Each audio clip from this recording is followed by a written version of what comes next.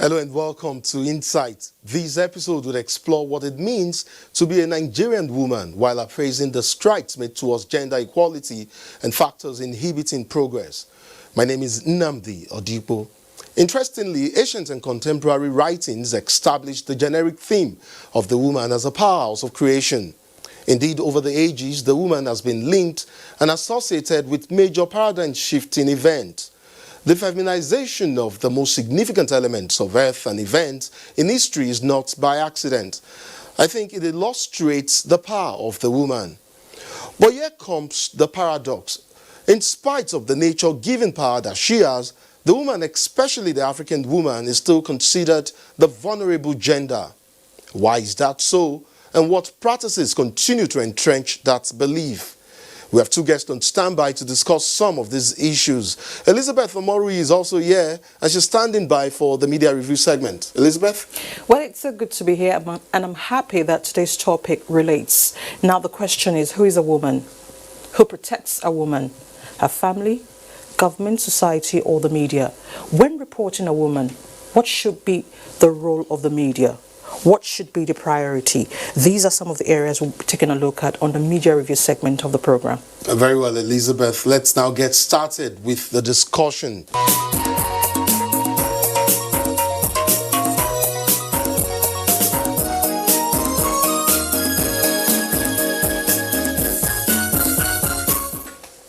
Reverend Deborah M.M. Akan joins me now. She's the National Coordinator, Women's Guild of the Presbyterian Church of Nigeria. Welcome to Insight. Thank you, sir. While the rationale for gender equity is educative, right? It's an advocacy to sensitize the people. Does it feel condescending to literally struggle for what you think and know to be true? Especially when it is true, or when it is true that the male and female gender are equal. Why do you think the struggle for gender equity is justified? I want to look at it from the perspective of creation. As a Christian, I know that God created male and female in his own image, after his likeness. And that means every human being has the image of God. And so when one gender lords it over the other, you are negating what God proposed when he created us. So you cannot put down the woman, and then as a man you say you are coming up. It doesn't make much sense. I don't think it does. Whatever, because the scripture says the woman is a helpmeet. And a helpmeet shouldn't be standing behind or on the floor. It should be by the side. What you're fighting for is for equal footing for the man and the woman. Exactly. But the realities on ground do not support that. That's due Hence to the struggle and campaign. Yeah, that's due to the fact that it's a patriarchal society. The men want to be on top and lording it over us. And that's the agitation for gender equity. Give us equal opportunity. And you find that sometimes you actually see females excelling more than the men. But like I said the other day, you find that the woman has to go the extra mile, assert herself to excel. Because the men folk, you know that in industries, the men folk are in the majority. And for a woman to push through the ranks of the men to get to the top is an arduous task, because she actually has to demonstrate her intelligence, her capability that is above her male counterparts. Otherwise, she will not be allowed to excel because of the patriarchal nature and the psyche of the average Nigerian man. There's another argument out there. I don't know if it has a condescending ring to it. Feminists these days find certain things said as condescending. Correction, I'm not a feminist. Okay, great. Then you're an advocate, I guess. Well, if they say you'd accept that. Yes, I. You accept that you're an advocate. Yes. Anyways, there's an argument out there that women actually do have the numerical strength to achieve what they have set out or what they have penciled down as targets. And if it's so true that you have the numbers. Why have women not been able to translate their numerical strength into achieving targets, whether politically, whether economically? Well, we're using Nigeria as a case study. Okay. Basically, because of the nature of our society, the culture and traditions, the women folk tend to accept that this should be the status quo. And so when you have so many of them, let me take for instance, in the marketplace, very strong market women organizations.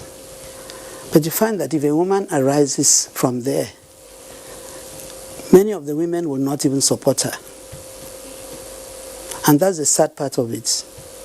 Because you find that the men might lure them to support the men. It's a cultural thing, basically. Because oftentimes women look at themselves through the cultural prism, traditions. And I don't want to jump the gun. But when you talk about culture and traditions, you find that the obnoxious ones are actually perpetrated by the women against the women. And I think we need an ethical revolution to change that psyche, that as a woman you should support a woman. How would this ethical revolution begin? Advocacy. We keep advocacy from the grassroots. We talk to the women, support yourselves. You can be who God wanted you to be, created you exactly to be. Don't look at yourself through the prism of a man, maybe a husband, because what we find is that some husbands actually cow the wives and put them down, and that prevents them from being assertive. A man could have a wife that is so well endowed. People are endowed differently. So well endowed. But because he's intimidated by her endowments, he goes out of his way to make sure she doesn't rise from where she is. You've just made an allusion to, domestic abuse, as it would Exactly. say. You see this not just play out in a rural community alone. You see them play out in cosmopolitan cities and urban centers. It still has the same foundation. Great. But there's an argument out there, and I'll just quickly ask you this: Does poverty? Is there a correlation between poverty and domestic abuse? Or rather, let me paraphrase there and say, what is the correlation between economic status and domestic abuse? Let's not say poverty. One's economic status. Oh, well. Does a certain class give you? Does a certain class give you the prerogative or the right? It won't be right now, but does it promote domestic violence? And what I want to say is, how the poor man handles his affairs is different from how the rich one handles his affairs. But you find violence cutting across every sector. You have it among the poor, you have it among the rich, different dimensions. But when a woman, let me give you an example. There's a lady I know. The husband is very rich. If you see her outside, when people see her, say, I wish I could be like this woman. But she's suffering. Because whatever the husband gives her, when she comes back, she has to remove the expensive things and keep in the husband's room. Doesn't allow her to have cash. So the one resorts to selling foodstuff because the husband orders for all the food, the house is well stocked. So she hides to get the eggs to sell so that she can have cash. What do you call that? Extreme violence, and they are very rich. So violence is not a prerogative of the poor. The poor, because of economy, when the man is frustrated and cannot provide for the family, what does he do? Resorts to beating the woman for talking. And you find that at that level, the women do a lot more. That's at that level of the society. You find that the women do a lot to maintain the family, take care of the family. So violence is not basically a feature of poverty, because the rich, the high and the mighty, they do their violence in a sophisticated way. And the women will not complain because they have status, they see money where they can. So people envy them, whereas they are suffering. And of course, violence has so many dimensions. Physical violence, emotional violence, psychological violence, which is actually what the high and the mighty do to their women, to their wives. By virtue of your profession, you have the opportunity to interact with women in various strata, women in the various strata of our population. What's your idea or description rather of an ideal situation for the women folk?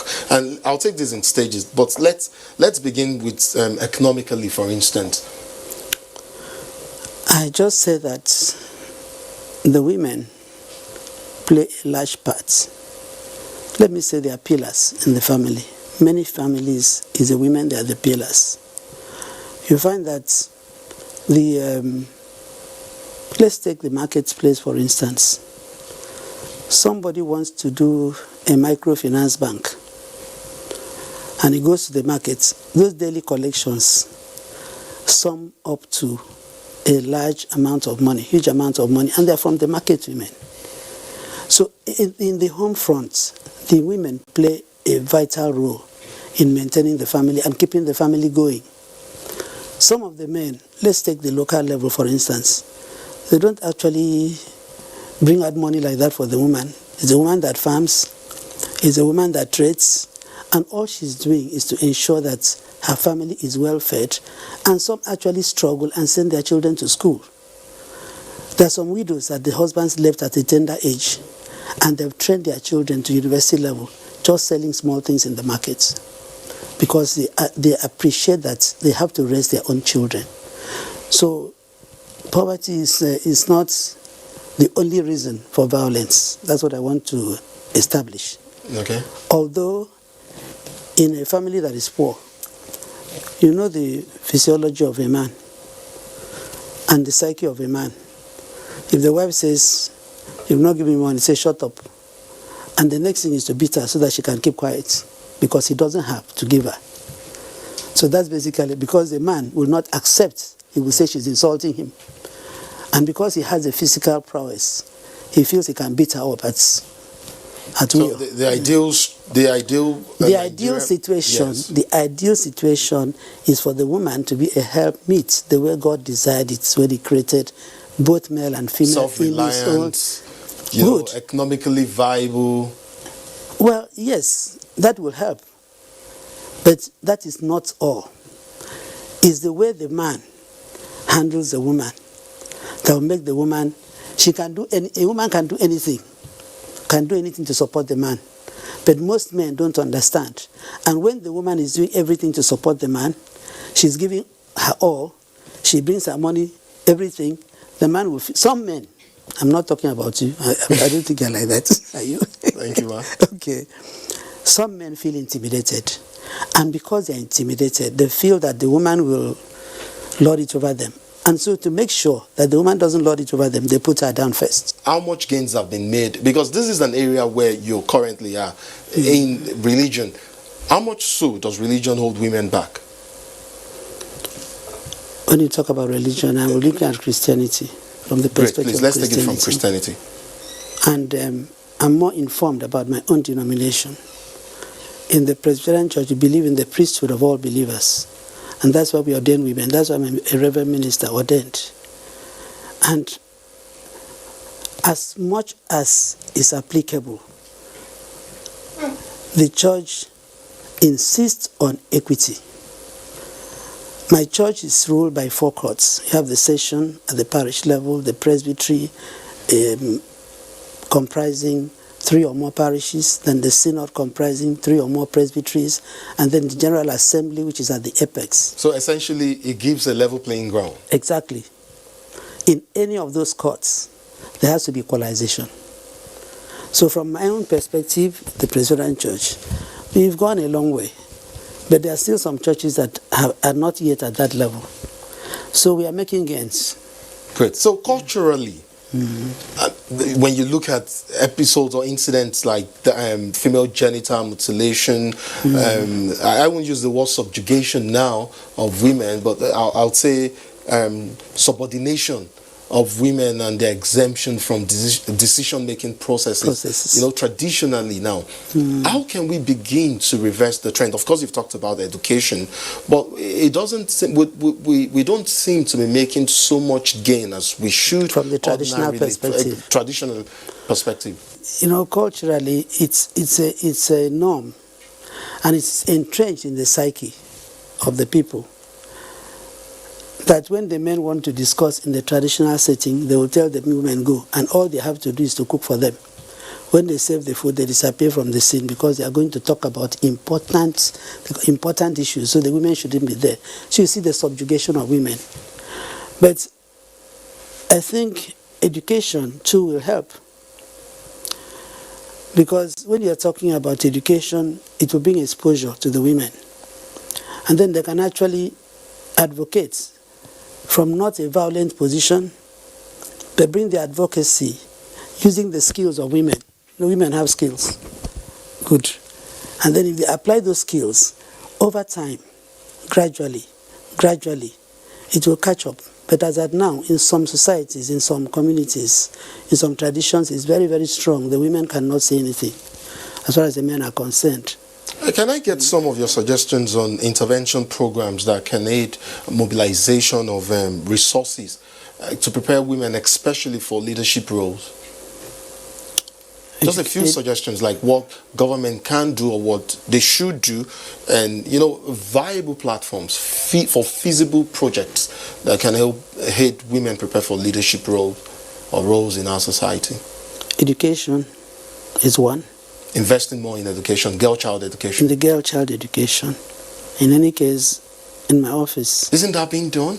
That's already in place. But there are some communities that the traditional things are playing out, and the girl child is still kept at home. And when I talk about equity, I'm talking about equity in terms of even from the family, that the girl child and the boy child should be given equal opportunities. But that is not the case in many families. They still give preference to the boys. For instance, money is in short supply. They say, okay, what are we doing? There's still some communities that the people are so illiterate, that's so uninformed, that they still feel it is the boy that should go, the girl should stay. But I've seen a family that the boy said, no, let my sisters go. Women have a short span. I can still go later. So it's for the government as a policy. And to implement that policy, you have need for advocacy. Informing the people, this is available for you, make use of it, because these are the advantages of making use of that policy, that you should go to school. So I think education basically is key to changing the psyche of the women. With exposure. Okay, great. With exposure. When you go out to the world, when they go out to the world, they interact with other people. And that interaction brings about a change of their psyche, that even in their communities, if they accepted the status quo, then they are well informed that they should not accept the status quo, but not from a violent position, but to come as an advocacy, so that the women themselves will know that they have deposits from God, and they can actually use those gifts to excel. But besides education now, and I mean, that's like the bedrock. That's the bedrock, yes. Like you said. But there's also the issue of women building themselves. Women are known to be good and enterprising.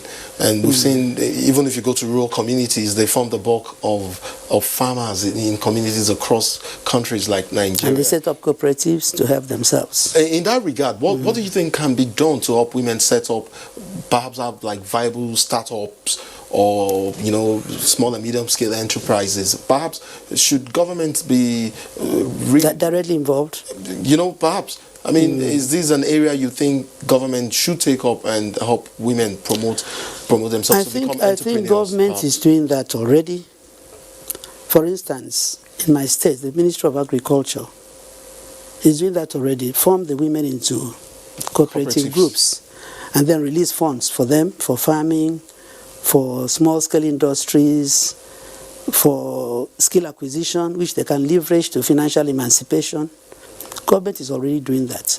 But what is going to help us more will be the advocacy. And that's why you have NGOs talking to ourselves, talking to us, trying to tell the women, don't just learn this trade and then go and file it away. It's like what the scripture says in the book of Proverbs, that a hunter that goes to farm, to hunt, and brings back the game and allows it to get rotten without roasting it, what does that mean? You're a foolish person. So if you are learning a skill, you learn the skill to leverage it for your financial freedom. Do you feel overwhelmed by the challenge of wanting to change the perceived stereotype of the Nigerian woman? Do you feel... It's a challenge, but one shouldn't give up. You keep advocating, you keep talking to, you keep counseling. And because we are in counseling, so one-on-one, counseling groups, a lot can be achieved. It's not the same day you counsel and do advocacy that you see results.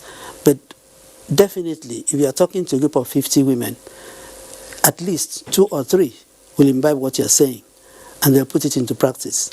And over time, it will have a multiplier effect. Let me take you back to the issue of the female genital mutilation. I don't know how much data you have on hand, but do you think it's a practice that is reducing or it's increasing? It's reducing. Because where I come from, they used to do it years ago, but that kind of thing has not happened in the last 10, 20 years.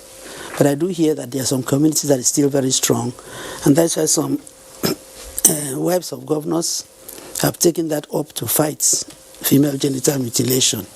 But it has reduced drastically in many communities. Moving forward now, what should we expect from not feminists now? You've made that very clear. You're not one, feminist, but from gender equity groups and advocates. How would these fights be, especially considering that there's a projection for population growth, and that means whatever is happening now in terms of figure and data is likely to be on the increase, considering the increasing number of women we might have in the future. But what's the target for groups and advocates like yourself? What would you, now you also don't like the word ideal, you know, so what would you want to see in the coming years as far as this campaign goes?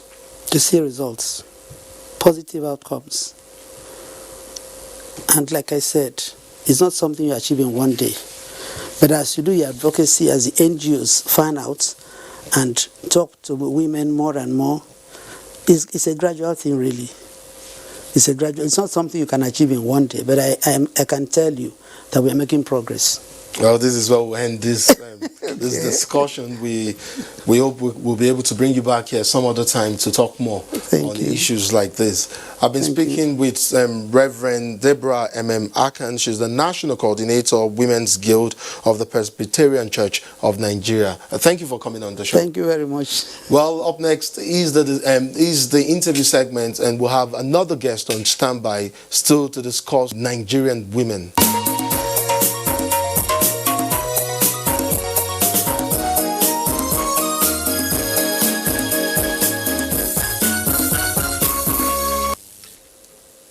My second guest is Alima Abubakar, Senior Expert, Women's Political Empowerment, UN Women. Welcome to Insight. Thank you, Namdi. I'll start up with these. I see women and advocates, gender equity advocates and feminists as well doing the sign for the 2020 International Women's Day. I think it has most of them with their right hand bent at the shoulder in a horizontal form, you know, with one above the other. How does that speak to the theme, each for equal and generational equality that you talk about? So this is the equal sign. Okay. It means men and women are equal. And there's no reason why it shouldn't be that way. So we're just trying to emphasize the equality between men and women, which is something that we're all trying to achieve. Okay, great. So let's talk about some social constructs. I mean, things generally now accepted by society. Patriarchy is one of them. There is what we call male self-interest. And there are other issues, social constructs out there. How much so have they impacted on the campaign for gender equity? In fact, gender equality and equity as well. How much of a problem and challenge or do they pose in the campaign to achieving set targets? Yeah, I think those are very huge challenges to achieving gender equality or gender equity, because most of these, patriarchy comes from underlying norms that we have, either from religion or traditional interpretations. And this has made it so that women coming out and trying to achieve their full potentials is discouraged. And women that actually do that, are given a negative outlook. There are these negative stereotypes around women in leadership, around women in business, around women just coming out and even being able to voice out their opinions or, trying to achieve their full potential. So patriarchy is an underlying issue, that has really hindered women's equality. Take religion also as a yardstick and try to create a scenario, if possible, where religion, for instance, inhibits progress in the advocacy for gender equity. Okay, so I'll give you an example of the northwestern region in Nigeria. In the northwest, there is only one elected woman, who was elected in the House of Assembly in Kaduna State, and also the deputy governor, also in Kaduna State. That's politics. That's politics. Indeed. I said religion. And in religion. Yes, please. Okay, so the Northwest is even though highly... politics is your thing, and we will be speaking about that shortly. But please, let's just at this point talk about religion and now it inhibits progress. Yes. Yes, I'm getting there. Yes. The reason why this is so is because in the northwest of Nigeria, it is largely Muslim. And there are some interpretations that say that Muslim women should not run for office. Coming back to your question about religion, so in some of the work we've done, we have engaged with high-level Islamic scholars who have done a lot of research on women's participation in politics, and they have come back to say to us that it is not disallowed for women not to run for office. It is actually allowed. There's a bit of disparity between the schools of thought. Some say that women can only aspire to representative positions, for example, the councillorship, the House of Assembly, House of Representatives, up to Senate. Other schools of thought say women can run for all sorts of leadership positions. So these are some of the examples where religion is inhibiting women from achieving their full potentials, like I said, in the northwestern region of Nigeria. How imperative is education now, educating the girl child in attempting to change these stereotypes and some of these entrenched practices? I mean, if it's the bedrock for change, how much so should we invest in the education of the girl child in attempting to change the narrative? So education is really important, not just education of the girl child, but education of Nigerians as a whole. Initially, when we engaged with some of these religious scholars, even their opinion was that women shouldn't run. Yes. But they went back and did a lot of research and came back to us to say, based on what we found, women can run for office. And some of them have taken it upon themselves to enlighten men and women to tell them that even religiously, women are allowed to run for office. There are conditions that allow women to run for office. So they are even trying to help us promote that idea. And things that we've been looking at is, how can we promote this everywhere? How can we use the media? How can these religious and traditional institutions help us promote that idea? Because they're the holders of these social norms. Patriarchy starts from somewhere. And these are the people that hold on to traditional cultures. They're the people that hold on to religious interpretations and all that. So getting people like that to promote the idea of women running for public office is, I think, it's the basis for getting us to where we want to be. Great. I butted in earlier, not saying the linkage between politics and religion. Exactly. And now I see, and I'm actually quite intrigued by it. I'd like to know how much work you and women, your group, has done in this direction, and can you speak to some of the results, concrete results you're achieving? Because we see women, we know of some of them, and they rank high, say in the National Assembly, for instance. And I mean, you're saying these now. You've been on the field. You've actually seen it play out. Can you tell us? Can you speak to some of the results you're achieving? Concrete results you're achieving? Yeah, some of the concrete results are around getting men to promote gender equality. So the He for She campaign that UN Women is running has gotten men to come out and speak about the benefits of having women in political office, using their own platforms to promote this ideology. Also, UN Women is working with other interest groups to push for legislation that gives women better opportunities to achieve their full potential. For example, the Gender and Equal Opportunities Bill, the Violence Against Persons Prohibition Bill, the Sexual Harassment Bill, such bills that would allow women and protect them when they actually come out to run for office. So these are some of the things that UN Women has done.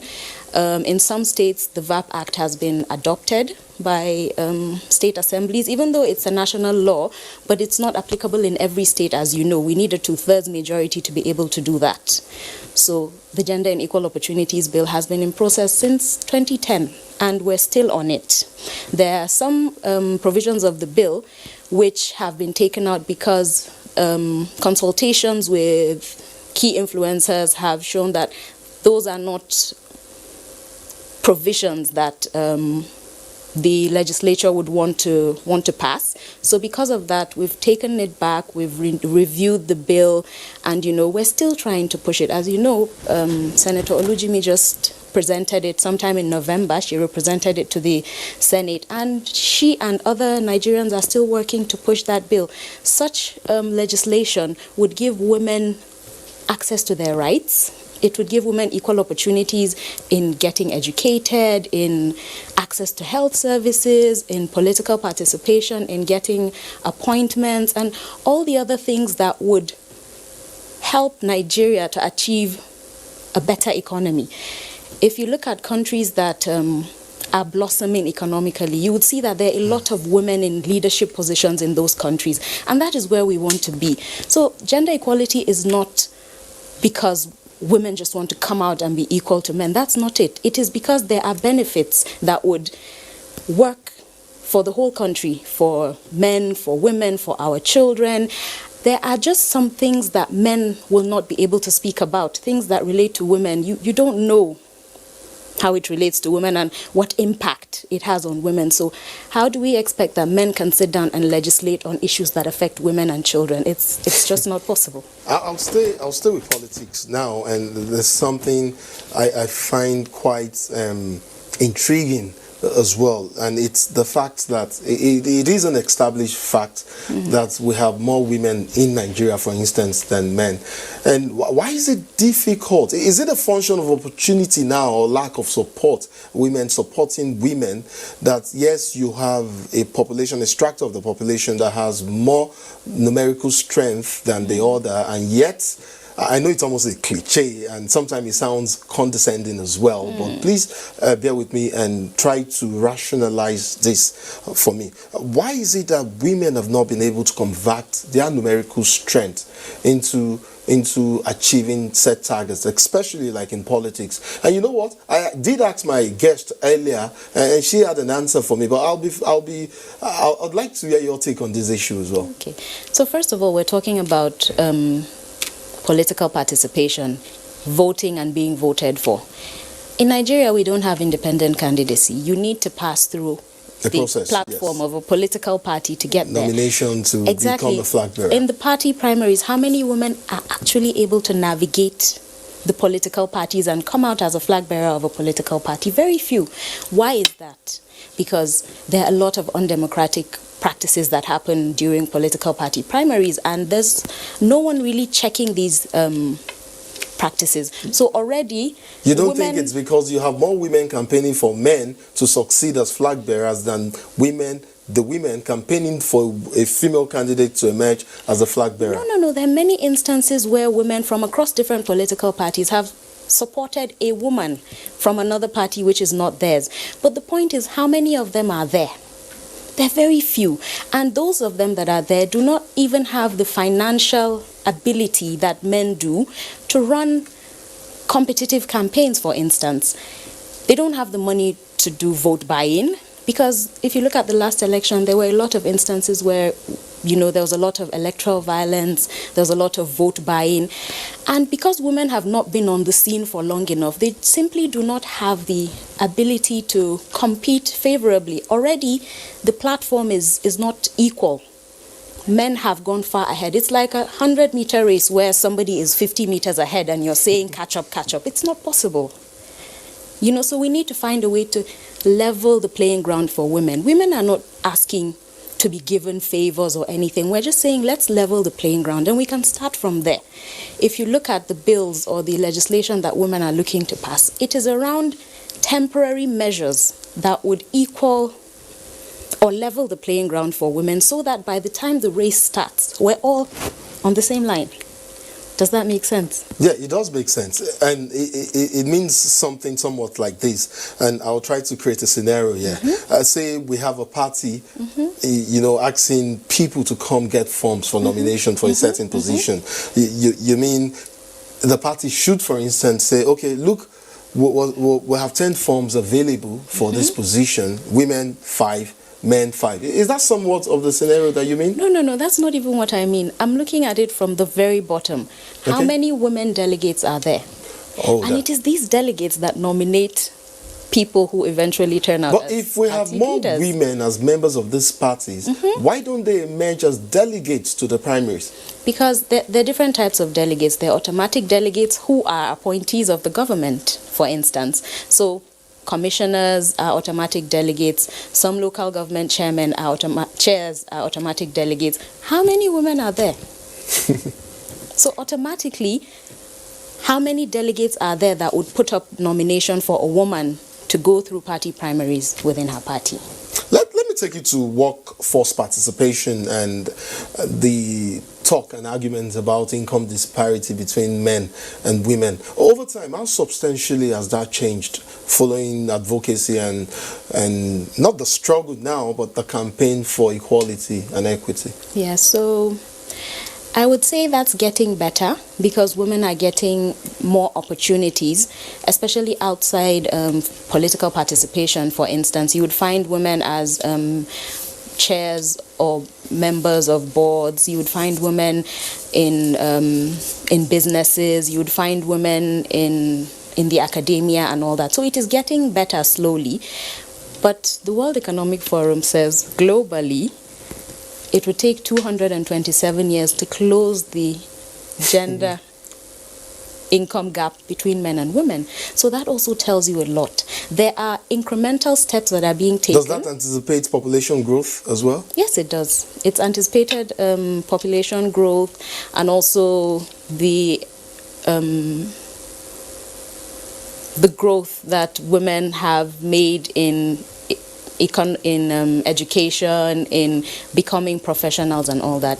That is an estimate. You work a lot in the rural area. When I say you, I mean the you and women. Yeah. You target communities and women in rural communities. And based on your studies now, how much so would you say things are improving at that level in rural communities? We know this is where we see plenty, several, I mean, traditional practices that do not conform. In fact, some of them have been tagged human rights violations. Female genital mutilation, for instance, have been tagged a human rights violation. When you go to these rural communities, what is the feeler that you get, especially when it comes to areas like decision-making processes in communities like this? For the woman? So yes, women are becoming more aware, which is why you see, even at the grassroots level, they're coming out more to speak up and to try to improve their lives just so that they can have a better standard of living and they can take care of their children better. But if you look even in the rural areas, small businesses that are owned by women, how many of them have bank accounts? Very few. How many women own land? About 1% of the world's women own land. And in many of our rural communities, agriculture is the bedrock of their economy. So if only 1% of the women own land, all the women we see farming, whose land are they farming on? And when something happens between them and perhaps the spouse, what then happens to them? What happens to their future? What happens to the future of their children? What happens to all the investments they've made in the farm that they have been growing over the years? Are we doing enough to change the inheritance law, especially as it affects the rural woman, for instance? So that is also one thing that the Gender and Equal Opportunities Bill aims to achieve, so that in parts of the country where women are not allowed to inherit, we can look at women inheriting also, and not just inheriting, but some of them even have the financial resources to buy the land, but they are not allowed to own land. So how can we change some of these laws to make it easier for women to just be economically independent? Great. We'll come to the issue of gender mainstreaming and our inability to translate policies into actions and all of that. But I would like to take you back to the issue of female genital mutilation. And actually, very quickly, based on your work in rural communities, are we seeing a substantial reduction? I do understand that, yes, over time, in the last couple of years, it's now been halved.